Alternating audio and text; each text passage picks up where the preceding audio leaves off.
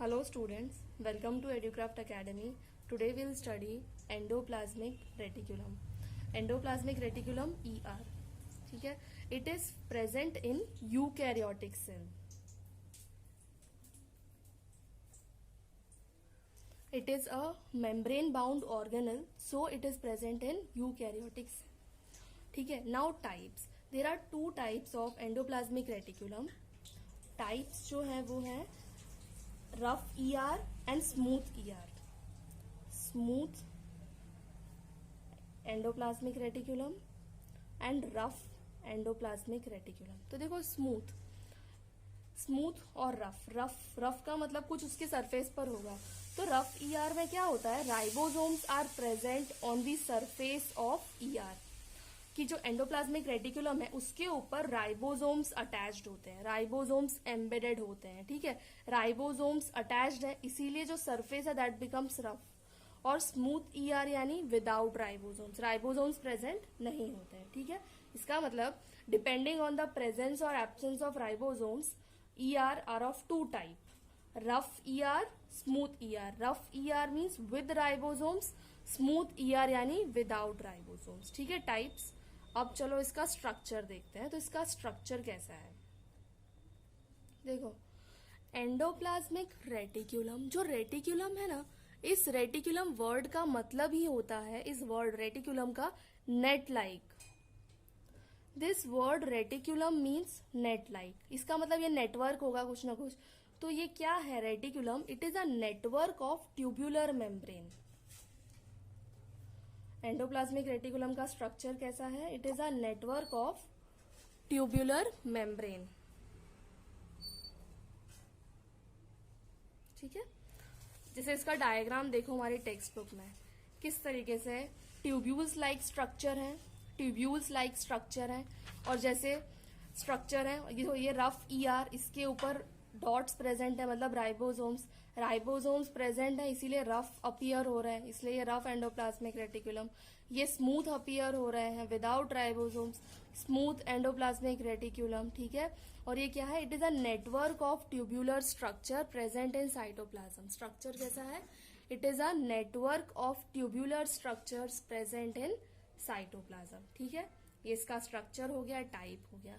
एक और चीज है कि देखो ये जो एंडोप्लाज्मिक रेटिकुलम है ना, they are, this is nucleus की मेम्ब्रेन होती है, that is nuclear membrane, right.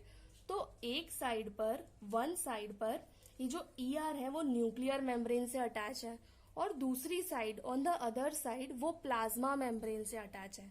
आपको पता है ना, सेल में क्या होता है, cell wall, cell membrane, right. और जैसे न्यूक्लियस है तो न्यूक्लियस में न्यूक्लियर मेम्ब्रेन. तो जो ER है वो वन साइड पर न्यूक्लियस से अटैच होते हैं यानी न्यूक्लियर मेम्ब्रेन से अटैच होते हैं और दूसरी साइड पर प्लाज्मा मेम्ब्रेन से अटैच होते हैं. ठीक है, मतलब ये याद रखना कि पूरे न्यूक्लियर मेम्ब्रेन, प्लाज्मा मेम्ब्रेन दोनों को अटैच करते हैं दोनों साइड्स पर.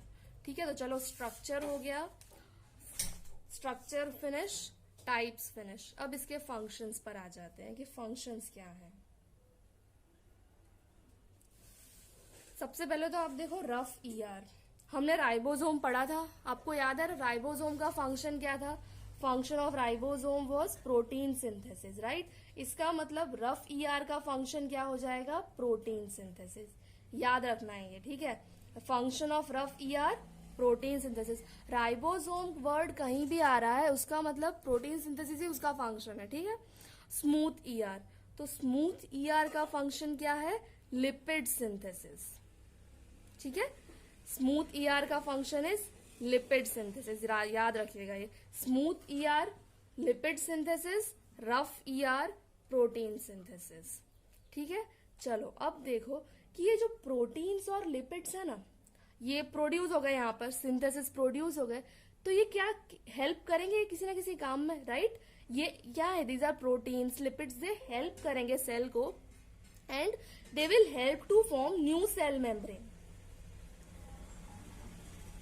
They will help the cell to form new cell membrane. इसका मतलब they help in membrane formation during cell division. ठीक है, यानी जो एंडोप्लाज्मिक रेटिकुलम है, it helps in membrane formation during cell division. ठीक है, membrane formation during cell division. समझ आया ये मेम्ब्रेन फॉर्म कैसे होगा? मेम्ब्रेन फॉर्म करने के लिए प्रोटीन्स, लिपिड्स चाहिए और वो मेम्ब्रेन्स फॉर्म करने में हेल्प करेंगे. ठीक है, अब इसका नेक्स्ट फंक्शन है ट्रांसपोर्टेशन. आपने इसका स्ट्रक्चर देखा कि एक साइड न्यूक्लियर मेम्ब्रेन से अटैच है, दूसरी साइड पर वो प्लाज्मा मेम्ब्रेन से अटैच है. तो ट्रांसपोर्टेशन इजीली होगा. जो सब्सटेंसेस प्रोड्यूस हुए ईआर में वो इजीली ट्रांसपोर्ट हो सकते हैं, राइट? तो it will help in transportation of substances. ठीक है, चलो अब नेक्स्ट फंक्शन है कि ये जो इतना मेम्ब्रेनस स्ट्रक्चर है, राइट? मेम्ब्रेनस स्ट्रक्चर है तो it will provide more surface area for metabolic reaction. It provide more surface area for metabolic reactions.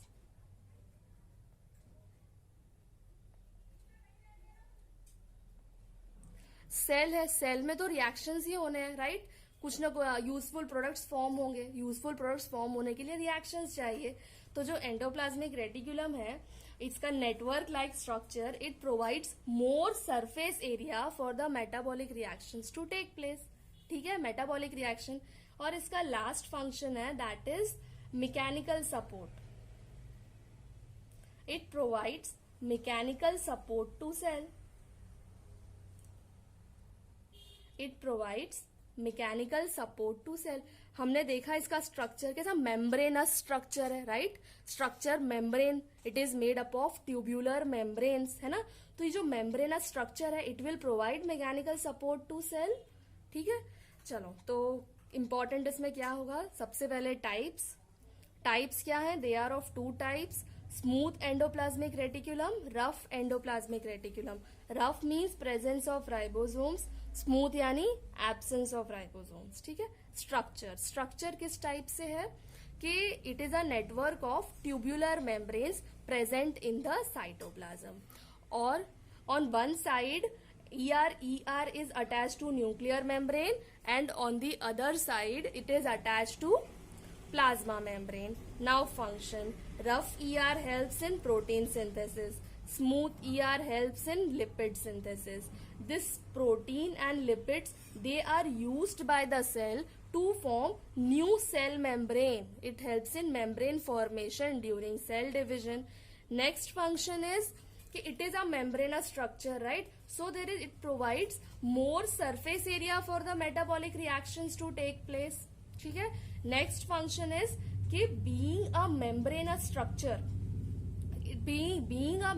structure, it will provide mechanical support to cell.